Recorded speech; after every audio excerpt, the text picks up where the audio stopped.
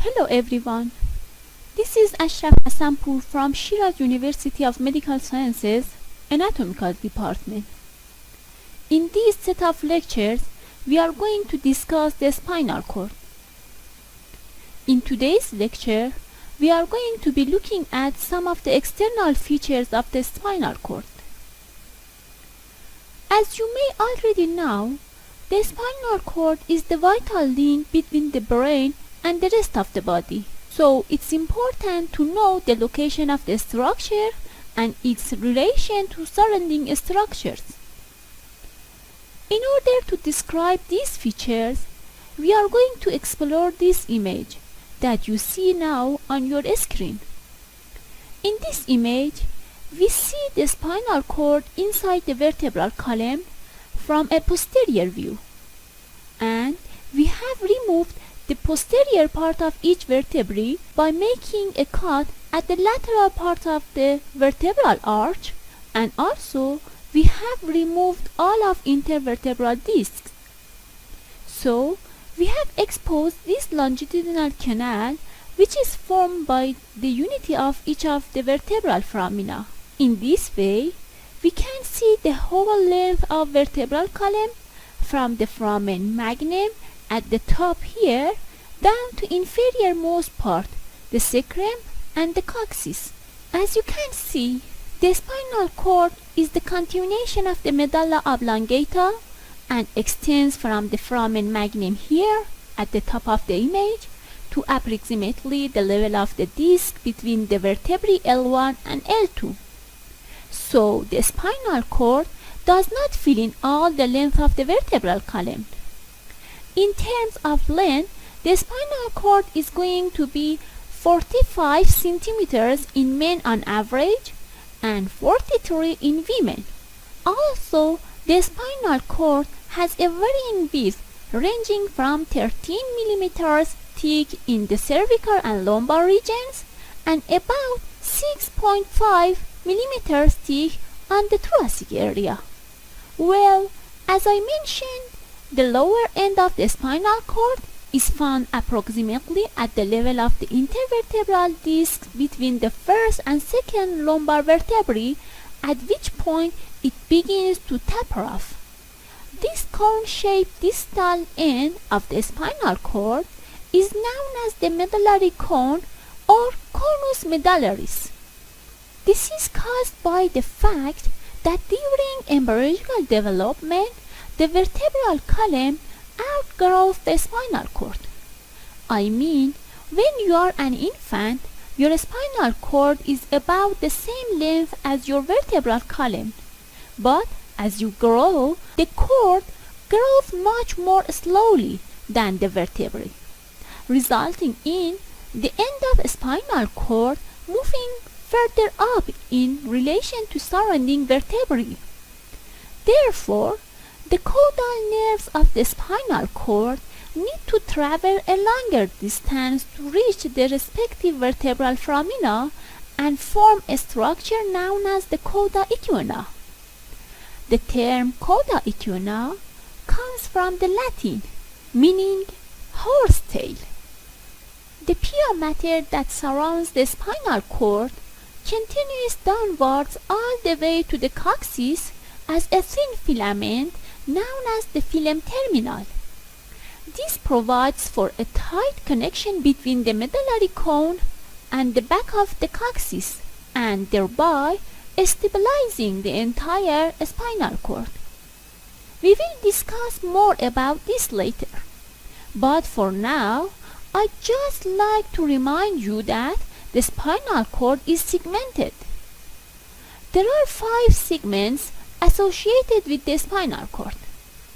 First is the cervical segment, that is shown in through here. The cervical segment has 8 cervical levels associated with it, C1 through C8. This is one cervical level more than the actual number of cervical vertebrae that we have in the vertebral column. The thoracic segment is shown in through here. It's divided into T1 through T12 levels. The lumbar segment of the spinal cord is shown in through here. It's then divided into 5 lumbar levels, L1 through L5. Sacral, more inferiorly and distally here, is also divided into 5 levels, S1 level through S5. Then, lastly, we have the coccygeal spinal cord segment that is the most inferior aspect of the spinal cord. Each of these spinal cord segments will give rise to 31 pairs of the spinal nerves named according to their position with respect to associated vertebrae.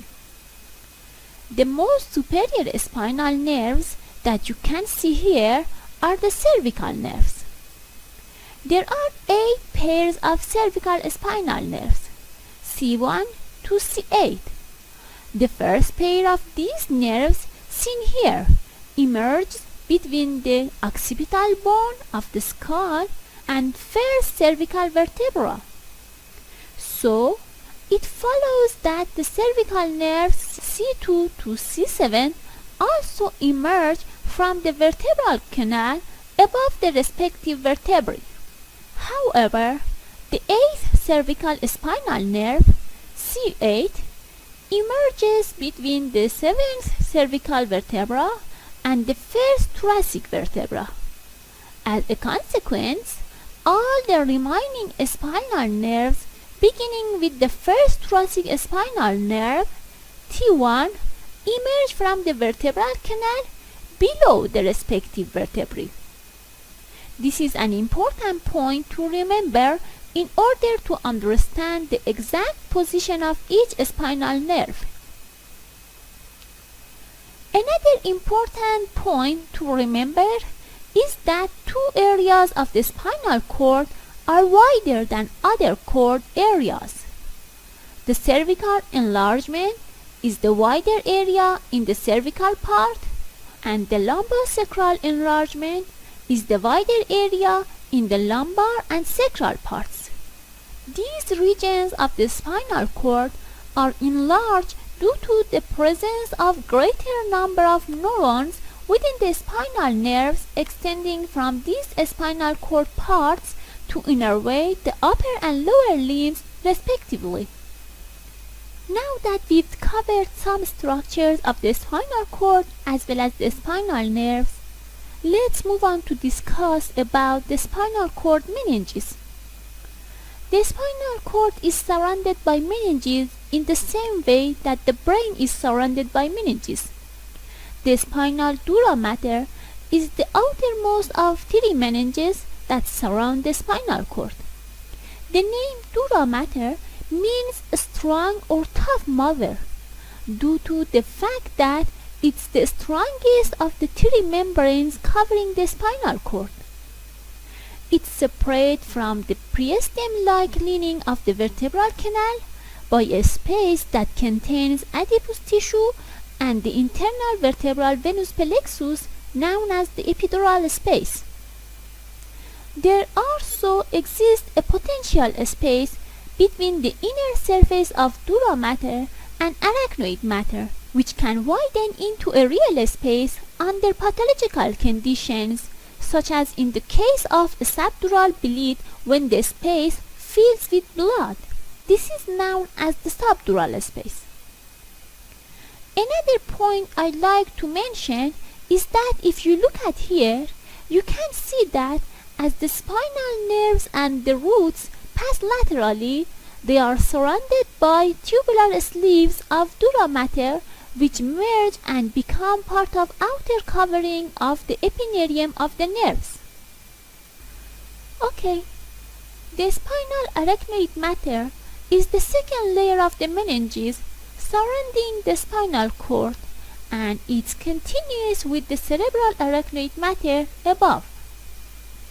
As we saw previously, there exists a capillary cleft between the inner surface of the dura mater and the outer surface of the arachnoid mater, known as the subdural space.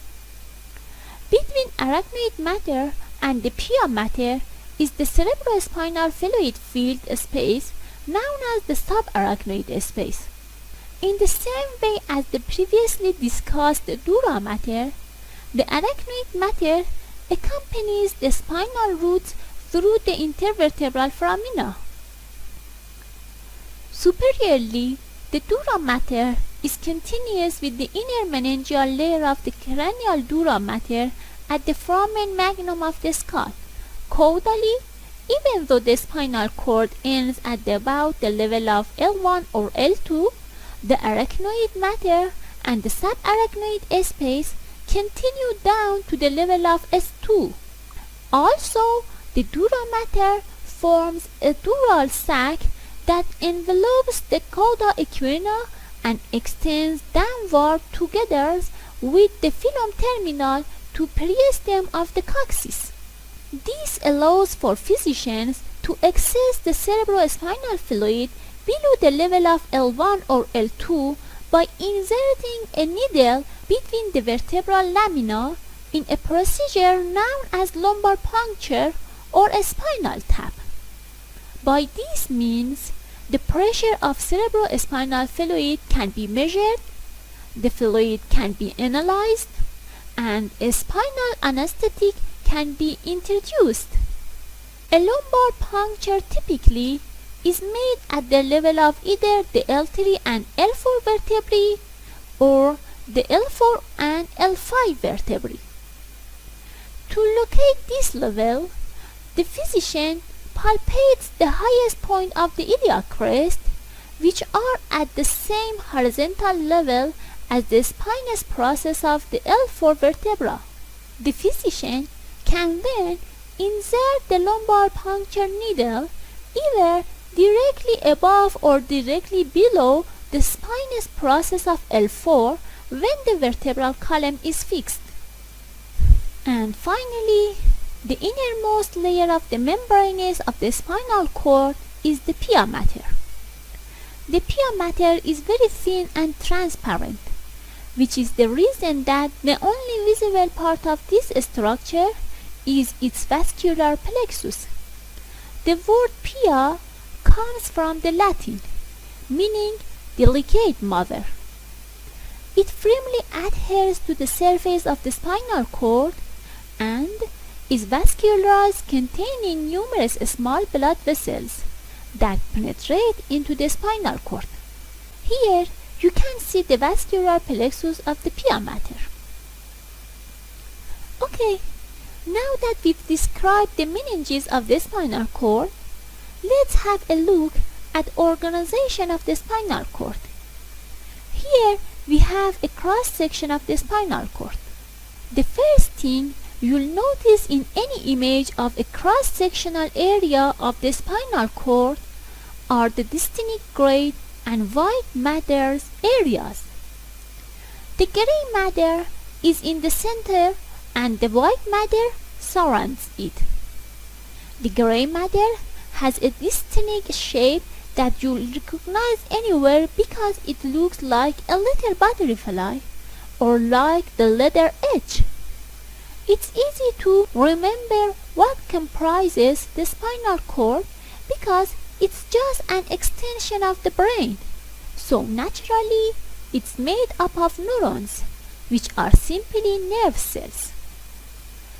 The gray matter is mostly made up of cells bodies, but some myelinated and unmyelinated axons are present too. The white matter mostly consists of myelinated axons, which gives the white matter its light appearance because of the lipids in myelin. The gray and white matter of course contain a small proportion of other elements, such as support cells known as the glial cells. The spinal cord is very clearly divided into right and left halves. Anteriorly by the anterior median fissure and posteriorly by the posterior median septum. The small indent with C on the posterior aspect of the spinal cord is called the posterior median sulcus. A similar but a smaller indentation is found bilaterally at the site where the posterior roots attach to a spinal cord. It's called the posterolateral sulcus. Also, the anterolateral sulcus is found at the site of anterior roots joining the spinal cord. The two sides of white matter meet at midline via the anterior white commissure. Immediately posterior to it, you'll find the gray commissure connecting the two halves of gray matter and band. In the middle of it is the central canal, a thin tube filled with cerebrospinal fluid which runs the entire length of the spinal cord. It's the continuation of the fourth ventricle of the brain and therefore communicates with the intracranial ventricular systems and cisterns. Some myelinated fibers run across the gray commissures just posterior to the central canal and form the posterior white commissure. Okay, as I said earlier, the white matter contains myelinated and unmyelinated nerve fibers. These fibers conduct information either upward, making them ascending or sensory fibers, or downward, making them descending or motor fibers. Therefore, the white matter is responsible for the conduction of the information inside the nervous system. On the other hand, the gray matter is responsible for receiving of the sensory information from the periphery and for sending motor stimuli to the periphery. The anterior wings of the butterfly are known as ventral horns, and they contain cell bodies of the alpha and gamma motor neurons that innervate the skeletal muscles. The axons of these neurons exit the spinal cord as 6 to 10 short thin filaments which are known as the rootlets of the anterior root. After a very short distance, as you can see in the image, these rootlets merge to form the anterior or ventral root of the spinal nerve. So, the anterior root of the spinal nerve contains motor fibers which carry signals away from the central nervous system. But what about sensory information? How does information from the skin, the muscles, and the joints come to the central nervous system? Well, this information is relayed to the spinal cord by sensory cells located in the structure you can see here, which is known as the dorsal root ganglion. The axons of these cells form the posterior root of the spinal nerve, and finally, these axons enter the spinal cord again as short thin filaments, the rootlets of the posterior root. The posterior wings are known as the dorsal horns, and they contain the cell bodies of the sensory neurons. In other words, of neurons that receive the somatosensory information from the periphery. The anterior and ventral root and the posterior or lateral root come close laterally and merge to form the spinal nerve. So, and this is important to remember, the spinal nerve contains both motor fibers from the ventral root and sensory fibers from the dorsal root. As I said earlier, there are 31 pairs of spinal nerves, and they can be grouped according to each section of the spinal cord. So, to break it down, there are 8 pairs of cervical spinal nerves, 12 pairs of thoracic spinal nerves, 5 pairs of lumbar spinal nerves, 5 pairs of sacral spinal nerves, and 1 pair of coccygeal spinal nerves. All of these nerves emerge from this vertebral canal through the intervertebral foramina to reach and innervate one part or aspect of the body. Shortly after the spinal nerve exits through the intervertebral foramen, it splits to give 2 major rami. the anterior ramus and the posterior ramus. Please note that these two rami carry both motor and sensory information. The anterior ramus of the spinal nerve, also known as the ventral ramus, is the thickest of two. Adjacent anterior rami communicate to form large networks or plexus: the cervical plexus, the brachial plexus, the lumbar plexus, and the sacral plexus. However, in the thoracic region, the anterior rami of the spinal nerves remain distinct from each other and become continuous with the intercostal nerves.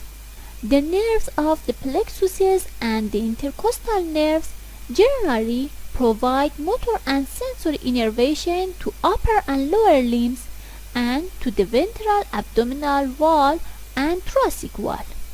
The second major branch of the spinal nerve is the posterior ramus or the dorsal ramus. As I mentioned previously, this branch is a mixed branch as well and carries both motor and sensory fibers. The motor fibers innervate the deep muscles of back, whereas the sensory fibers innervate the skin of the back on both sides of the vertebral column. Now let's see something that is more complicated, but we'll explain it in a simple way in order to understand it. The anterior ramus of the spinal nerve gives off two other branches, the rami communicantes or the communicating rami. Their names suggest that they are responsible for the communication of the spinal nerves with the autonomic nervous system. In the thoracolumbar region of the spinal cord, we see this portion of gray matter that is called the intermediate gray matter or the lateral horns of the gray matter, which is where the autonomic neurons are located and innervate the visceral and pelvic organs. As you can see here, the axons of these neurons travel through the anterior roots and went through the spinal nerves.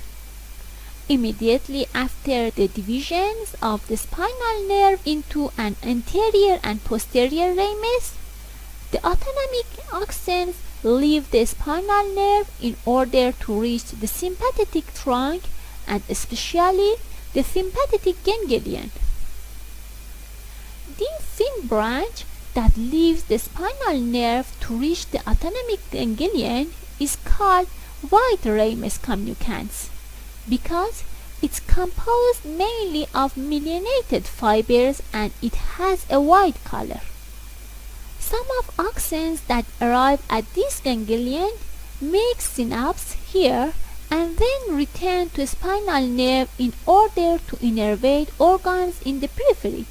This branch of fibers that leave the sympathetic ganglion to reach the spinal nerve is the gray ramus communicans, and it's called gray because it's the unmyelinated fibers that give a gray color to these branches. As you can see, the gray ramus enters the spinal nerve medial to the white ramus, making this unusual loop in the spinal nerve. Okay, now that we've covered the external features of the spinal cord as well as the spinal nerves, we are ready to move on to learn more about the structures found in the gray and white matter and what role they play in the body in the next section. Thanks for watching. See you next time. Happy studying.